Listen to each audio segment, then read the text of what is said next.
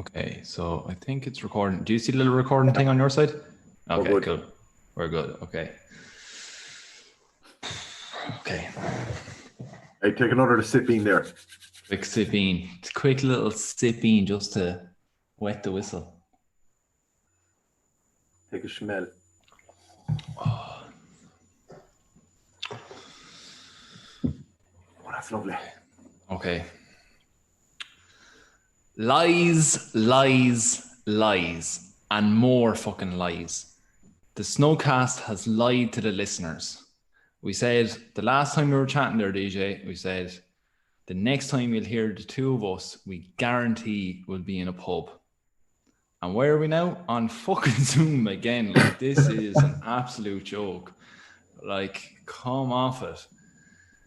Now, we can't discredit ourselves too much. Like, we were in the pub earlier on today and we had one pint together, but it was not an appropriate time. And we'll talk about that there in a bit about our experience in the pub. But how are you getting on, kid? I'm good. Yeah, I'm good. I'm kind of taking it in my stride. Like, I was the whole situation. Like, I'm good with it. I think it's all out of our hands. I've kind of made my peace with the fact that the next however long, like, I'm not putting a time frame on it in my head. Like, we spent months doing pint watch, like chatting to each other about when we'll be in the pub again. And I'm very much now like, you just have to take it on the chin and go about things. And it's done my mental mindset, my how I approach this whole thing, like the world of good, by just fucking having this mindset of, look, it's out of my hands. And I think I said it to you earlier today as well. Like I said, and we talked about it, a few times in the last couple of weeks. Like, just appreciate what you get when you get it. Like, if we get a chance in the next couple of weeks to have a pint, like, just appreciate it. And fucking, as I said earlier, what you wouldn't have given for a pint of draft, just one day of it in the middle of June and July, like, that's the key. And I think my mindset is, I'm good. Like, we don't, we just, it's just this mad fucking unknown. And I think once you make your peace with the fact that, like, you're not even living week to week, you're living day to day. And once you make your peace with that, I think it's a lot easier to be okay with it all. Absolutely. Like, you could definitely just get so bogged down in the whole situation of, like, oh, is it going to go to level whatever, like level points. That's what we want. We just want just to be drinking, like, and having the chat and whatever. And I know if it means us that we have to go back to the Zoom for a bit, like, it's not too bad. Like, we can still have the cans, still have the chats. And you obviously feel sorry for everyone who's going to be out of a job and stuff. And, like, Jesus Christ, it break your heart, like some of the news stories and stuff around. But it is totally out of our control at the moment. Like, and it's even the way you hear kind of people giving about, like, out about kind of governments and giving out about like the Irish situation or the Northern Irish situation or the UK situation. But, like, it's absolutely global at the moment. Like, it's like everyone is kind of locking down at the moment. It's not as if, like, oh, those bastards are locking us down again. Like, this is literally going all over the place. So yeah, no, I think you've the right mindset there, that just kind of roll with it. Yeah, but I suppose it's easy to say from, sitting on a bench drinking a can, happy, Yeah. on the Zoom. But I suppose for those publicans, the guys that we had on the podcast for the last call, the publicans that we go and see and stuff, like, it's their livelihood. So, like, it is wicked serious as well. Like, it's like our livelihoods aren't contingent No, on yeah. it. So we have to acknowledge that. But at the same time too, like, the best thing that anyone can do is kind of just fucking not let themselves get bogged down with it, and go for a walk in some fresh air while we can. And yeah, just fucking appreciate the cans, man. There's a lot to be said for a good decent can. It's not the same as the pint, No. but we are where we are, aren't we? Yeah, no, we are. And sure, look, let's just, well, actually, no. We'll hit our topic, or not our topic of our show, but our regular piece on the show of what he's drinking there tonight. Yeah, so it's actually fairly late for us to record. We usually record a bit earlier in the evening than this. We both kind of came home from the old a long week's work and settled into a bit of dinner and watched a bit of telly before we came on. So I actually had a few cans earlier, and I have one highlight because I think you'd love it. It's an 8 Degrees from their Irish Munro series. Oh, that's good. I had that last week. Yeah. The Pilgrim's Pat, the Italian pills, yeah. It top notch, like a lovely fragrant pilsner, like really easy to drink, and a very kind of like piney smell off it. It was really nice, like real fresh, isn't it? Like, yeah, wicked. Like it reminds you of walking up an old Pilgrim's Pat up a hill of a dewy morning. So it was lovely. Now I really enjoyed it. But what I'm drinking at the moment is Trouble Brewing, their Ambush Juicy Pale Ale, 5%. And yeah, like it's funny, it's kind of coming, like, Jesus, it got wicked cold there this week. It's kind of, you know, obviously regular listeners know my fondness for seasonal drinking. And it's real red or brown ale weather now. I think, like, you know, it's really into that kind of season, coming into the deep end. Like stout and porter season is right upon us. So I'll be interested now to track what I'm reaching for over the next few weeks. But I've got some Ace of Haze from Black Sale in the fridge as well, and some Pirates Bay by Yellow Belly. So you know what, I'm stacked on nice juicy lovely pale ales for the night. But I've a sneaky suspicion I'll be reaching for a few brown and red ales over the next few weeks, and I'll be hitting stout season heavy, I'd say, in 3 or 4 weeks time. Stop, it's coming in like a nice crispy even. Like I was out there last night, not out, like that sounds like I'm out in the tear, like, but went for 2 pints after work yesterday in Walsh's and got like 2 lovely pints of Guinness in the kind of what would you call them? They're kind of like tankard glasses, but they're they're the old school Guinness glasses, like the ones with the handle glasses. The ones that you see on the red and white cap lights, and the imagery from kind of 60s, 70s Guinness marketing. Exactly. Yeah. Those glasses with the big long handle come from the top of the glass the whole way down to the bottom and out round. Yeah. Nearly a jug kind of a thing, like but so I had 2 pints in them. Jesus, went down lovely. Like it was outside, obviously had to be outside. 15 was outside, but God, beautiful. Like it was just that crisp weather outside as well. Like, you know, had to have the full jacket and everything on me. But God, the Guinness went down so well. But myself now, what am I drinking tonight? So I am on, at the moment, what's currently quenching these lips is the Metal Man Fracture, which is the rye IPA. And I tell you, it's quite nice now. It's a 6.5%. So I only have the little stubby can, and I'd say that's kind of all you'd kind of need for it, like, you know. But it has like, it's, you know, a nice kind of soft IPA, a little bit of fruity kind of tones in it as well, like. But yeah, it's lovely. Yeah, I got a growler of that off Tom in Phil Grimes there last week, and a very, very nice drink, like, and at 6.5%, it packs a nice punch as well. You know, it's a lovely. But it's one of those ones where you don't taste the punch. You'd feel the punch, all right, but you wouldn't taste the punch. It's funny. It's the kind of drink that, you know, you drink 3 of them, you'd feel like you're flying through them, and you get up to go for a piss then, and you'd have to stumble. You know, it's one of them. It's one of them, all right, but it's a brilliant one, and yeah, really nice drink. Just on what are you drinking tonight? Have you had anything that's piqued your interest in the last kind of 2-3 weeks? So actually, what piqued my interest, and it's actually just an old classic, and I'll let you talk about it yourself a bit, is that Kinsale KPA. Was it KPA? No, IPA. No, it's the black IPA. Black IPA.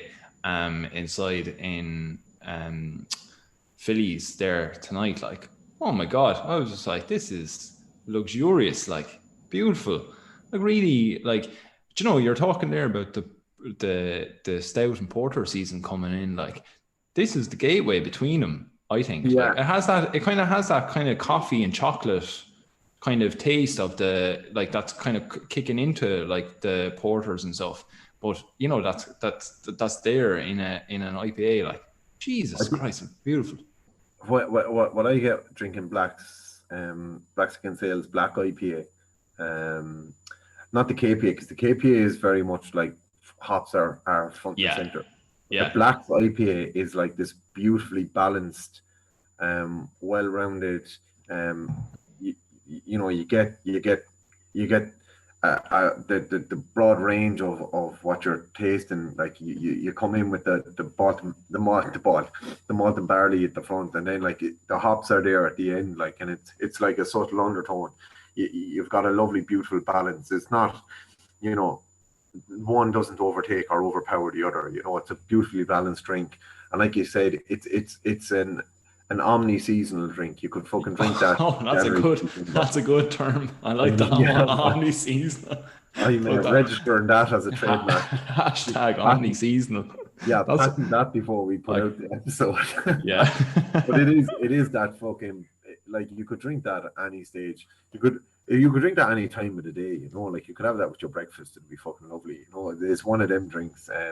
So I really fucking enjoy that. And again, it's something that just, it's funny. Like, the one thing that stuck out for me from, say, February, when we were recording in pubs, to the whole way through to now, where we haven't recorded in a pub since, um, is that when you're recording in the pubs in the southeast, you have your range of breweries that the southeast pubs cater for, and Yeah. then we had our virtual beer festivals.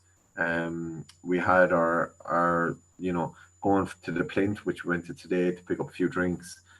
Shout out to Decky in Worldwide Wines, and we had and like the selection of beers that we get in Arcane stores as well, and other off licenses that just opens that, broadens your horizons, drinks wise and brewery wise. But what's funny is, whatever about the summer, I've had very little Blacks Can Sail.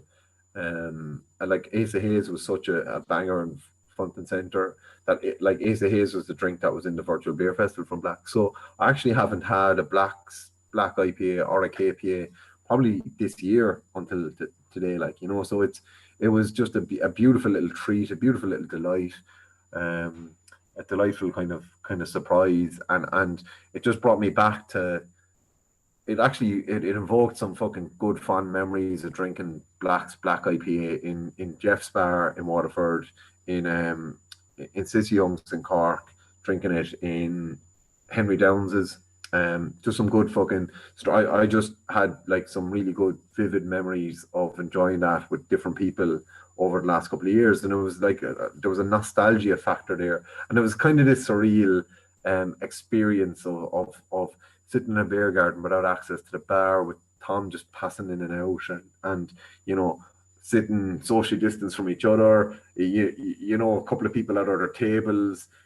It was this almost So pseudo. yeah. Let's do this This, now. Let's zoom into today's experience, right? So just to give a bit of background, two of us, we finished work.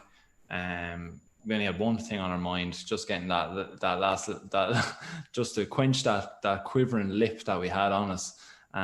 So headed into Phil Grimes, and so both parked outside Phil Grimes, and take it from there. What was your experience like from then? I can't remember last time I queued outside the pub to get in. Exactly, yeah. That was it. Like, for it to open, and there was the capacity is 15. Like, there was enough people there to fill the capacity straight away. And like, you came in, you signed in with your name and number for the contact trace, and everything done above the board, as Tom would do, like, perfectly. And like, led out to the beer garden, choose your seat, sit down. In fairness, you had the stove in the beer garden lit, as comfortable as possible. Really nicely decorated as well, I thought. Like Yeah, like he moved that big long table that was in the middle, and it was well spaced out, and a there's nice variety. few little Halloween trinkets around. Like there was like just these kind of cool little touches like just around the place. Like quite liked it. Yeah, we were sitting at a large barrel that had like a little a shut off tap on one end, and Phil Grimes pub was on it, and we were like sat in a high stool. It was lovely, and it was the kind of thing that I had a bit of trouble to get on high stool. yeah, you were out I was out of you were practice. rusty. You were rusty, yeah, yeah. And then like there was this awkward kind of few minutes where you're waiting to be served, and it's like because everyone came in at once. Obviously, Yeah. Tom could only do one table at a time going around, so there was this anticipatory kind of It actually was. It was kind of like when like when you go into mass first of all, right, and like there's a bit of chatting around, right, and then at about like say it's 12 o'clock mass, so then at about like 1 minute to 12, everyone starts hushing down, even though like there's been no signal that the priest or anyone is coming out yet. Like it's that thing where and there was like there was this weird kind of silence came on for like just a second where there was this kind of like awkward, not awkward, but like there was this kind of silence that kind of came on there a second. And it was kind of like, wait, am I allowed to talk? And then you're like, wait, of course I'm allowed to talk. I'm coming out for a pint, like, yeah. But it was just this, I think it was that, that anticipatory feeling that you were talking about there of like, when's the pint coming? When do I get to order? What can I order? Because you're like, our normal experience in Phil Grimes is going up, waiting, having a look, actually taking probably about too long to look around all the taps that we normally do, being like, oh, what do I have here? Oh, what's new here? Oh, look at the color of that like label on the tap there, like, and really like analyzing everything. Whereas like this time it was kind of like, right, what do they have and what can we get, like, Yeah, but I think as well part of that apprehension, for want of a better phrase, was just not knowing what was going to happen in a sense of not like thinking you were going to be attacked by a wild bear or something, but just like or by a wild beer, but just well, Dior. yeah, just getting fucking kung fu chopped by a Kirinichi man, but it was just that kind of like this is a new experience for me. I've never this like there's I'm in familiar surroundings but in an unfamiliar situation, and I think it's that thing that we had said previous to the pubs reopening, which was it will be different when we go back, and we need to remember that. And I think I forgot that when I stepped in first. I forgot that it was going to be different, and very different because you're exclusively outside and it's getting cold and like you have no other choice but to be outside. But even as well, like the one or two lads that when we would go in would be on the high stool at the other end of the bar, so you'd kind of be chatting to them from afar. There was still that bit of chat from afar, but it was this strange chat because it's like, am I even supposed to be talking to someone at a different table? And Yeah. and then there's a guy in the table behind commenting on it, and it's like we all want to have this inclusive community like conversation, which is what we've always harped on about as the pub being a central hub of chat where the community comes together to have an inclusive chat. And that inclusive chat was just not natural. It wasn't naturally flowing, and it was like then it's very easy at a high stool to just kind of just turn the shoulder over to go back to your own conversation, whereas like you're sitting in this open kind of setting, it's very hard to kind of shut off then someone from the conversation. And it was, I don't know, it wasn't a bad experience, and it was to no fault of Tom or the establishment. No, definitely not. No, it was just purely situational unfamiliarity. Now I will say this, right? The one thing that I took away from it was how sorry I feel for publicans turning people away because there's 13 people in there and then 3 people come to have a pint. So do you jib your mate and 2 of you go in, or like, yeah, no, sorry, 3 of you can't come in? And when those yeah. three people could come in and socially distance and not impact on anyone else there, where that third person wasn't going to make a significant difference there. Also, you know, the business side of things, where Tom doesn't know if week to week whether the pub is going to stay open or close, and he doesn't know, therefore he needs to be smart with how much money he invests in stock. And then, we asked for, what do you like on draft, like, do you have Kieran Ichiban, or what do you have in? And he only had the macro breweries in on tap because he had used up his craft stock and didn't want to invest a couple of €1,000 in stock, not knowing the future of his business for the next couple of weeks, which is very fair. And the thing was, like, we fully understand that, and I think everyone would understand that. But you could visibly see that Tom was embarrassed and annoyed that he wasn't able to give us the same experience. And it's impacting them, because I think it's impacting on publicans, because they feel like they're giving a subpar experience to us, and it is a different experience, and it's not what we're used to, but it's to no fault of them. And I think we all need to be cognizant of that when we're going to a bar. When you're going to a bar and they're only taking bookings and they're booked out, where you're going to a bar and they have the 15 in already, we just need to be cognizant of the fact that it's not the bartender or the publican's fault that that's what it is. And we should be respecting the fact that they are sticking to whatever rules they've put in place for themselves to put anyone who goes through their doors, make them as safe as possible, and facilitate them enjoying a drink out as best as they can. Yeah, no, I totally agree, and I think that I've been stung as well in the past week with the past 2 weeks, including the time last week where we went for a pint in Tom Mars and went to, where else we go? We went to Philly. Sorry, that was as well. Was that 2 weeks ago or a week ago? So that was 2 weeks ago. Yeah. But anyway, so like, again, like true, like that, this was at a point when it was level 2 restrictions and that we were allowed going to a pub. But we ended up just going, oh, we'll head into town and we'll just get a pint after work. And we had a booking for dinner, all right. And then we said we were going to go into Phil Grimes afterwards.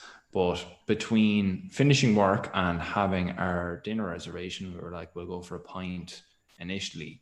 And like, we went into Tully's in Waterford, and they were like, we were like, what was it, Friday? Was it a Friday or a Thursday, or what was it? It was a Friday, yeah. Friday. We finished work on Friday. We didn't have to work on Friday. So yeah, fair enough. Friday after work, and like, it was fully booked up. And like, I think it is, as you say, like, it's a learning experience for all of us as to like what your night out is going to be and how you're going to have to plan your night, right? So say with the likes of Tully's, they're doing a bookings only system. And then for the likes of, so then yesterday I got stung with Tully's again. Not stung, that's a bad phrase, because they're doing what's best for their business, and it's, that's actually filling them up. Like, so I went into Tully's and they were full up, so I couldn't get in there. And then there was T&H Doolan's in Waterford and J&K Walsh's, and they're under joint ownership, I think, anyway. And they had a first come, first served service, so it was only whatever table came free that you got. So I kind of ended up hovering around there, like, but it's one of those things now whereby, like, I've learned that if I want to be guaranteed a spot, I can book Tully's, or if I want to try and chance an after work thing, I can go to these, like, to J&K Walsh's or to T&H Doolan's, So I think it is this kind of thing of like adapting how you're approaching your drinking, and that, like, now pubs are being kind of a bit divided in how they're operating, and that you kind of have to learn these rules a bit more about them, which is fair enough, I think. Like, it's just, it just will cause a bit of hardship in the initial stages, but I think you will grow to learn how it's going on. Like, and the same with, like, you know, Tom's there today, like, you know, like we learned quite like, we were lucky today, but like we learned that, like, if you're not there, if you want to drink at 5:30, you'd want to be there at opening at 5, like, or else you're not getting a spot, like, you know. Yeah, that's exactly right. Yeah. But yeah, no, like, like for me, I suppose, going into Phil Grimes' pub there today, it was a lovely, like even though we were queuing outside, there was a lovely welcoming experience. Like, there was a Tom, like, as he opened the gates to let us all in, he's like, "Oh, I wasn't expecting this. This is, you know, actually very happy to see such a crowd outside." And then brought in, and it was actually quite nice, I thought, that, like, having this kind of, like, being guided to the table by, like, the front of house, like, you know, which was now the barman, and, you know, getting the rounds done. But yeah, you could see, like, you know, like, for Tom, or for any publican operating, like, now operating as kind of like a front of house, means that you are taking people in, you're doing the contact tracing, you're seating them, ensuring the people stay seated, are masked when they come into the premises, that you're keeping an account on the amount of people that are in the premises, in the outside area at all times, and ensuring that stays. And then you're like, you know, trying to serve the drinks to people. What happened with us is that you could see that a few of the places around, people had come in at 5:00, and they come in and sat down at a table, and obviously all the tables, like, there's not a table for one in there, there's tables for like 2 and 3. So a person who came in on their own for one sat down at the table on their own.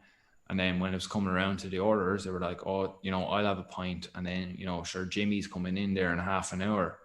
And it's that thing of, well, Jimmy can't come in. Like, there's already 15 people in here. Unless somebody leaves, like, Jimmy can't come in. So, like, you can order a pint, I suppose, but you'd have to drink it yourself, unless, like, somebody leaves to come let Jimmy in, you know. So it's a very awkward system, isn't it? Like, you know, but yeah, it's something that we'll just all have to get used to. And look, as we said at the start of the show, it's something just taking your stride, I suppose, and just learn from it. Like definitely, I think, like, I'm just gonna have to be way more organized about what I'm doing, about things, like, you know, as in, like, if I want to go out on a night out, and I know there's pubs that I have to go a booking process for, or, you know, definitely if you want to be out all night long, you're probably gonna have to book everywhere, really, like, you know. Whereas, like, if you want to have, yeah, go on, sorry. I was just going to say, like, otherwise you're going to have a plan B, C, and D, like. Yeah, and you're going to be pounding the pavements. Like, you're going to be, like, even yesterday, which was a Thursday, like, at 4:30 after work, like, I was hovering between 2 outdoor seating places of pubs in order to wait for someone to leave and then pounce on that place then, like, you know. And that's at 4:30 on a Thursday, like. So yeah, like, I think definitely, like, the booking system probably, like, is probably the way to go, but, like, it just, like, it's definitely probably the way to go for the publicans, to ensure that they have people. But then at the same time, like, you know, someone books a spot and doesn't show up, what do you do then? Like, you're losing out. Like, that's a hell of a chunk of your business. Like, you know, it's nearly 10%, you know. I'd have a 0 fucking lateness policy there. Like, if your booking is at 5:30 and you show up at 32 minutes past, sorry, your fucking place is gone. Yeah, that's true. Yeah. But I suppose this kind of thing of, you know, looking at that and even talking with publicans about being open with 15 people and the financial viability of being open with 15 people. We had a good discussion today that got a good few laughs out of us, messing and joking about them with it. But again, it was this kind of this is something that I really miss, and it's something that Zoom has not fulfilled for me properly. Is this growling and messing and joking and coming up with stupid ideas in Yeah. person? It's so much better because you get to see the body language of the people that you're interacting with properly, and like I don't know. There's something about a hearty laugh in person that's way better than a hearty laugh over media. Um, but we were chatting about like the financial viability of it and what can we do to support the fucking pubs, and like realistically there's fuck all that we can do but Yeah. talk about how good they are and hope that they'd stay open and people will go and support them when they are open again and stuff, and not go to a fucking Wetherspoons. But I brought up something that I was saying I had seen on social media in regards to coffee, where um someone would buy a coffee and then pay for two so that there's a hanging coffee. So if a homeless person or someone who was kind of stuck for cash or was a bit cash strapped could just pop the head in the door and say, are there any hanging coffees around? And the barista could make them a coffee then that has already been paid for by someone else who has the means to pay for two coffees. And I was saying to you, like, we should try and see if hanging pints could become a thing where, like, obviously there like 350,000 people out of work at the moment who weren't in February, or so. I think that's the figure. Like, times are tough for an awful lot of people.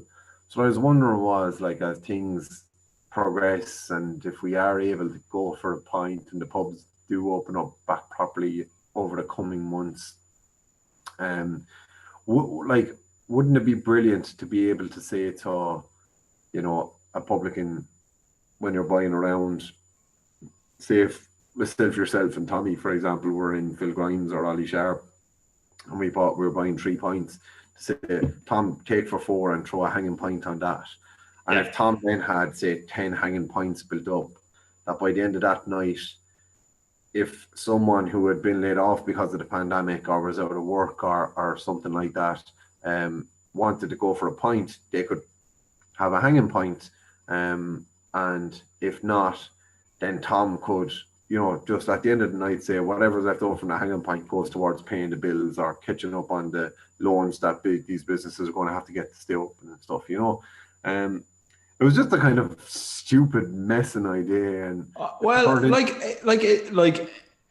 was an awful lot of messing going on, and I had a great time inside. It might have sounded like we're talking about negatives or anything there, but it was actually, I had a great time now for our 1 pint inside in Phil Grimes there today. Like, I actually had a great laugh and stuff in there. But it's sometimes from this bit of messing that a pure bit of like genius comes out, and it was actually the kind of thing where we're like, like the initial idea came out and we started honing it down there. And I think that like what you're saying there, because it kind of stemmed from, I was kind of saying, would we release a campaign for those who can afford it, to give a tenner a pint. That's like a tenner a pint campaign, and would we release that? But actually, like, the more I thought about it, I think that the more that that your idea of the hanging pints could be a good one, because like, you have people that just might contribute like another pint to a round. So you're not even having to go a tenner a pint. Like, you might just buy, if you're buying a round of 4, you might buy a round of 5 or whatever. And then that goes into this hanging pints. And then, as you say, at 11:30 or whatever time closing time is, like, whatever hanging pint balance is left, that just goes into the pub kitty, and that's almost like a tip for the night, really, for the pub. That, like, yes, if anybody who has been laid off, or anybody who is deserving of this hanging pint comes in and requests it, then of course they can have it, and that's perfect. But it is a bit of money just like give that extra bit of a boost to the pub. Like, and I actually thought it was a pretty good idea. Like, or maybe our listeners can. I suppose it's the kind of like anything, like obviously it's clearly easy to manipulate that, and like we were messaging saying that, like we come in and be joking, like to the women, say to the say to the wife, like oh look, I bought 2 pints, but there were 2 hanging pints there that I drank by accident. Well, we were joking earlier on that you'd come in, you'd buy 2 pints for yourself, and then 2 hanging pints, and then I'd buy 2 pints and 2 hanging pints, and then we both just claim each other's hanging pints. Then. But I think the thing there is, like if you look at like the majority of, say, rural pubs as well, or smaller pubs, and community-based pubs like Phil Grimes, where the regular clientele, Tom would know. So if someone wanted, so if say for example one of the regulars was let go from their job and was out of a job for a while, and like part of their way to unwind or check out from a mental health perspective was to go for 2 or 3 pints of a Friday evening or a Saturday evening, that if they didn't have the means to do that, would they end up, like, say, drinking at home alone, and there'd be a lack of a social aspect of their lives then.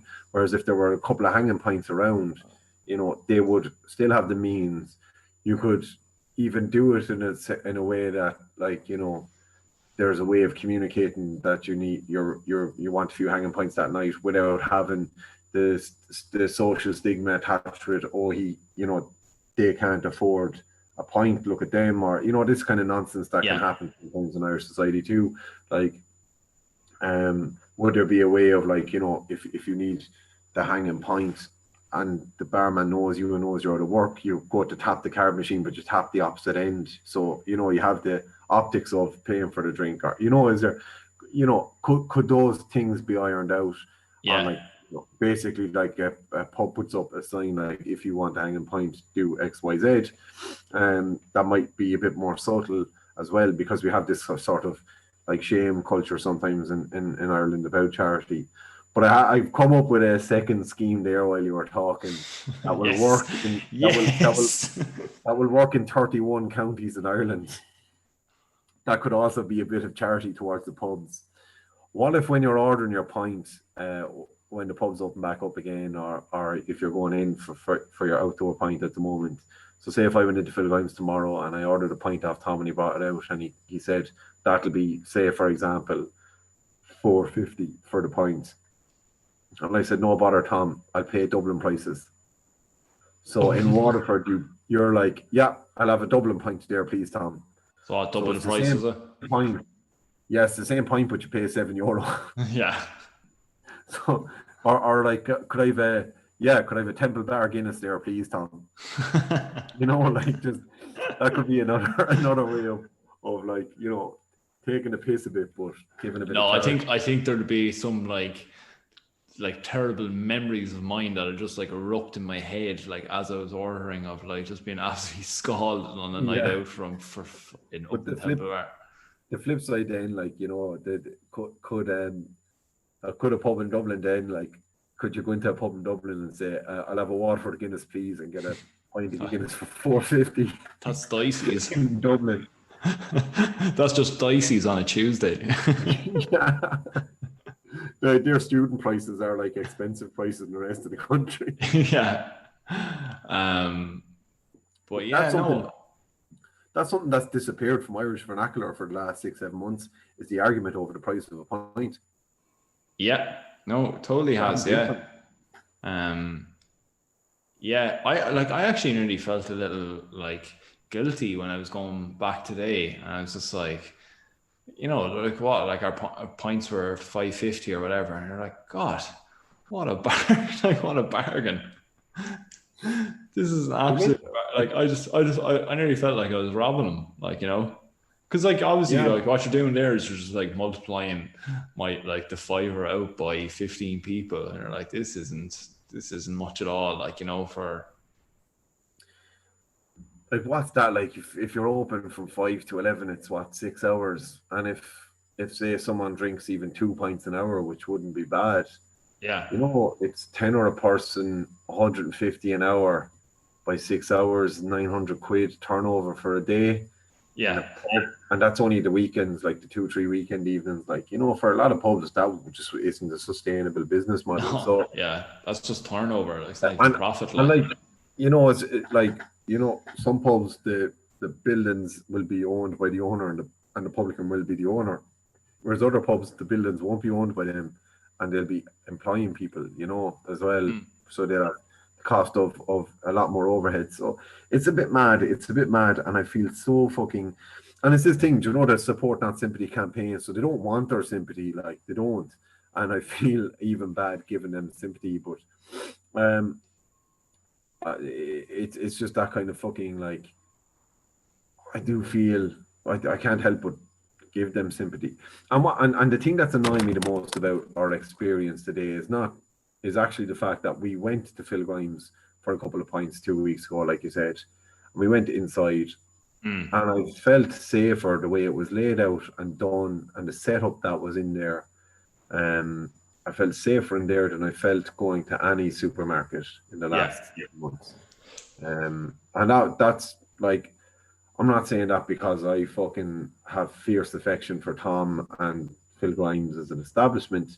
Like, that's me objectively saying that as someone who is concerned about the evolving nature of the pandemic and crisis.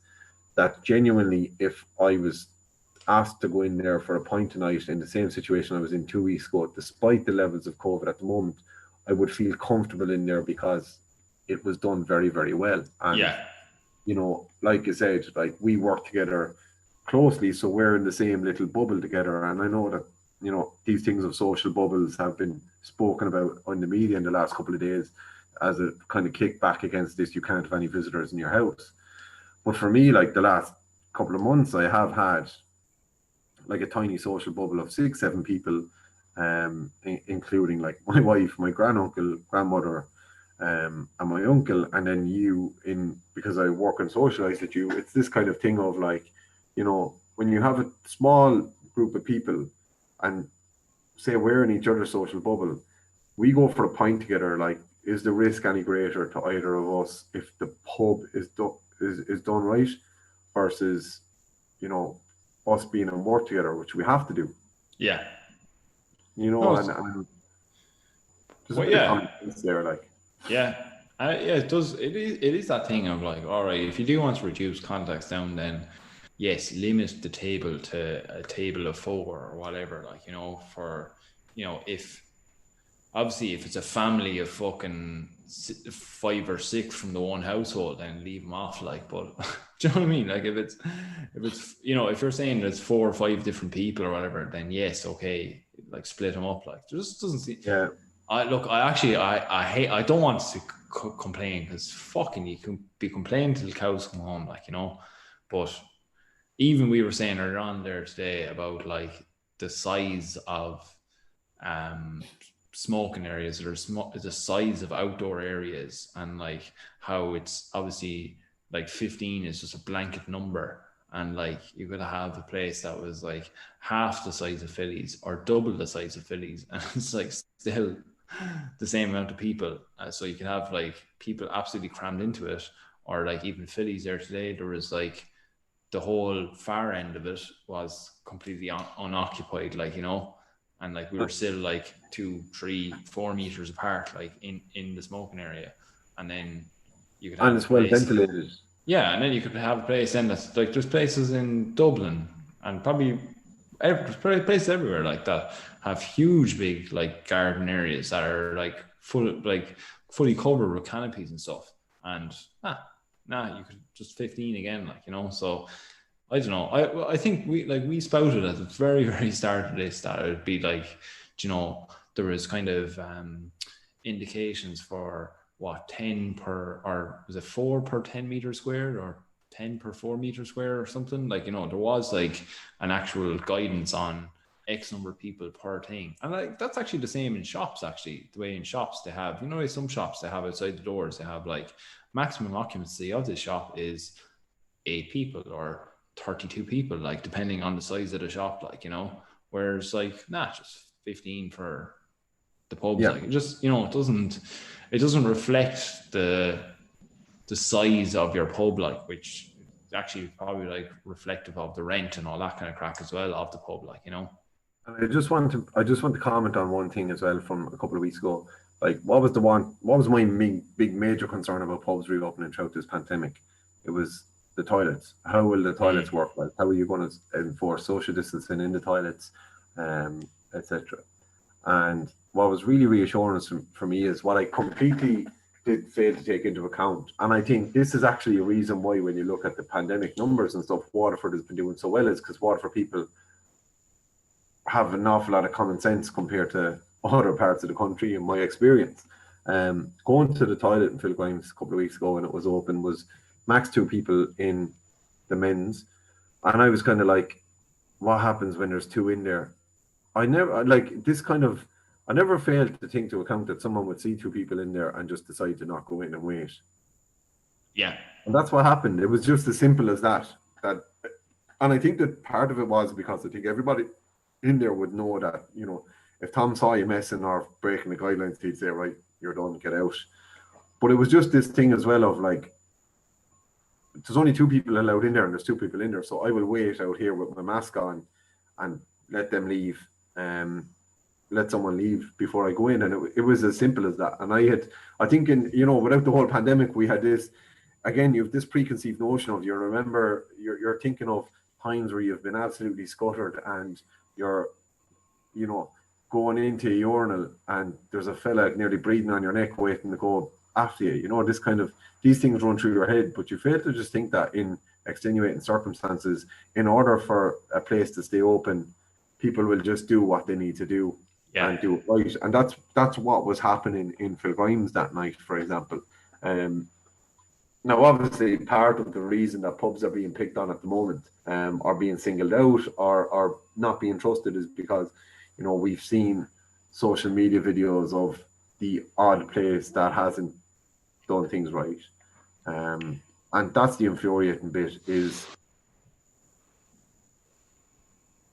that those places exist. And or the pubs we love are suffering because that reputation is out there. Then, you know, people are talking about, sure, look at what went on in X, Y, or Z. And it's unfair. It's tarnishing all the pubs with the same brush, which is not right. Right. Look, we've maybe touted a few bit of negatives, but let's end this on a positive. What would you like to see? What would you hope to see in the next while? Pub boys. Look, I said it in earlier episodes, over the last couple of months. I'd like to see much quicker shutting down of pubs who are blatantly, flagrantly breaking the guidelines.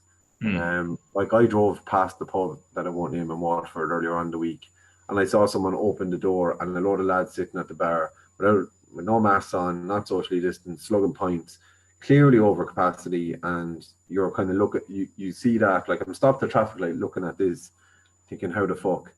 And I passed it again yesterday, and I saw, you know, 2 guards walk in the door, and it was still open today. And I can't fathom why it is. And I think if it would only take a couple of rogue pubs to be shut down for everywhere else to straighten up. Now, you asked for a positive, and here's my positive. I think that, what do I want for the pubs? I want better leadership from the lobby groups for the pubs, the LVI and the LVA and the VFI, because they've been calling on, like, you know, off license hours to be restricted, which is stupid, because you just drive people off license. More people will have to go to off licenses in shorter hours, so you're driving more people to one place. That's not the way to go. Also, you're actually just screwing over breweries who you depend on for your produce, and you're actually just fucking not doing them a favor. So what do I want from pubs? I want pubs to be able, if possible, to be open. If it's the right thing to do.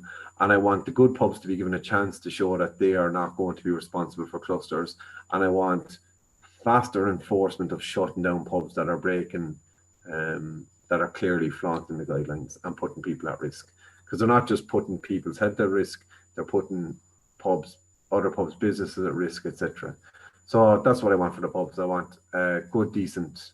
I want them to have as fair a crack of the whip as other sectors of society are having, because I think they earned it. I think they've shown over the last 2 months that they can do it and do it right when they're given the opportunity to.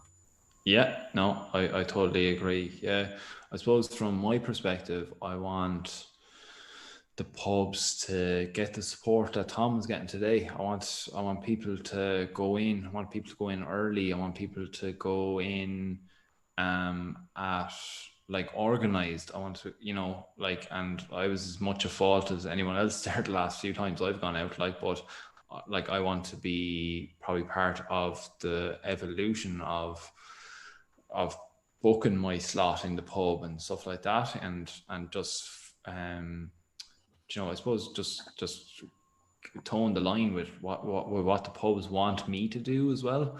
I probably want the pubs as well maybe to talk to each other, because, and there does seem to be a good bit of it going on Twitter and stuff like that, but this is a hugely tumultuous time, a huge time of change for the pubs, and they're all like, there's guidelines out there, but like it's very like you're adapting those guidelines to your pub outlay, how you operate, your hours, blah blah blah, your stock, everything, so I'd like pubs to talk to each other and say what's going right, what's going wrong, what's your experience, is there any ideas, because we're coming on here and we're going, this might be good, but some of the shite we might be saying might be good, but some of them might be wrong because of X, Y, and Z, and it mightn't be applicable to every pub. But then there could be another idea that a pub that is very similar to another pub from another part of the country, you might go, Jesus, that's a very good idea. To actually, that'd be brilliant. I should use that now. That's maybe how I should operate my booking system, whether it be via text or Facebook or whatever the fuck. So yeah, I think I kind of want a bit more, not that I want, but it'd be nice if pubs communicated a bit more together and had this bit of a community feel, and they have been doing it. And I'll tell you what I want as well. I'll tell you what I want, what I really, really want. What I really, really want, what I really, really want. Yeah. Not just the ziga. I want people to ask their publican how they are. Like, not just say how are things with the business, how is pandemic affecting the pub. Like, just check in with them and say, are you okay? Like fucking just make sure that the publican's okay, because it's not a fucking easy time for them.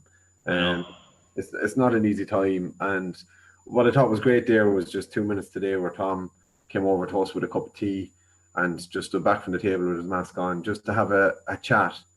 It was a 2-minute chat, but I think just to check in with each other and make sure that everyone's doing okay, because it's not an easy time. And the one positive that we can take out of this is that we can support each other that way as well. You know what I mean? That'd be fucking great, because obviously there's limits to how much we can financially support each other and all that kind of stuff. Exactly. Speaking of financial support, you can financially support the Snowcast on patreon.com/the Snowcast. We've had we had a technical hiccup there with our last podcast where it didn't distribute, and that is because we have switched over our distribution to Acast. So maybe now, because I forgot to do it earlier on in the podcast, but maybe now I might pause, because you may or may not hear an advert that is talking shite about products or services to you. And this is not a drill. It won't be my brother talking about made-up sandwiches. No, this is this you may or may not hear an advert coming into your ear holes. So yeah, here's the ads. And we're back, I suppose. I suppose I'll insert an ad there. I don't really know how this works, but it was a good chat tonight though, DJ. I really enjoyed podcast tonight. It was upsetting as I started off the podcast with us telling lies to our listeners of being absolute charlatans Yeah, in the podcast world. I think one thing that I suppose is worth pointing out to that before we finish up is like we did go to the pub twice in the last few weeks, and the thing was it was our first time inside the pub and our first time after the time since they've had to shut the inside part again, and we wanted to record both times, but it was just a kind of like let's just appreciate the hour that we have here. I just find our feet and find our bearings. I maybe like a bit of like behind the scenes things, but oftentimes when we're recording, we do get a snug or a quieter corner of the pub, and one that's so that the audio isn't affected too much by like people like chatting around us too much, but more so it's so that we're not affecting people's chats either, that we're like, you know, because there is a bit of like boisterousness about the chats where we're kind of going, hi, how are you, welcome to the Snugcast, blah blah blah, and that can, I suppose, just kind of detract away from other people's conversations a bit as well, like, you know. So the just with the way the restrictions are now, it seems that the pubs are trying to keep the 2 meter rule between people, but in order to fit as many people into the pub as possible, they're keeping the 2 meters exactly. So you can't really get a cozy corner as much anymore. But we'll hunt. We'll keep the hunt going for. I'd say we could get one if the pubs, if the indoor pub reopens again, we definitely will find one, and we will do one inside in the pub. But I don't think I'll make as bold a statement again that the next podcast will be hosted inside a pub. I was laughing because I wrote down before we came on, I was like, we might be looking at Christmas Eve before we record a podcast in a pub again. So look, we don't know, but like, please don't say that. No, we'll do our best to get one out from a pub, and we'll have a couple of publicans on as well, probably over Zoom over the next while as well. And I suppose the other thing as well is, like you said, we were making a switch to Acast, and over the last couple of weeks we've just been trying to find our feet again, and figure out, I suppose it's like, what's the direction of the podcast for the next few weeks or few months, and similar to the pubs, we don't really know. So delighted to be putting content out, delighted to be drinking cans from top-notch breweries. Would love to be drinking pints from these top-notch breweries and top-notch pubs. But look, like that's the positive message. Like, we'll be grateful for what we have this week, which are some good cans, and a nice pint earlier in a beer garden.